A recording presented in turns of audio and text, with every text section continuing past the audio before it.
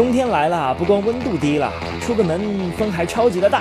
据说有位哥们儿骑的电动车上班，直接就给吹成了面瘫。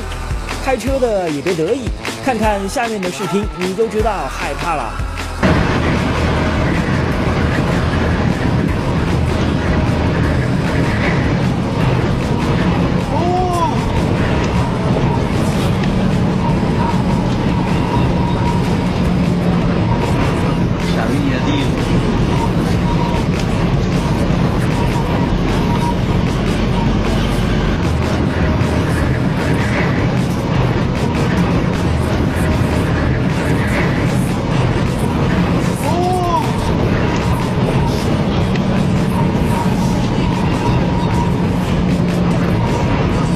好吧，这货车连玩了2把扭腰，倒把后面开车的哥们儿给吓得快尿了。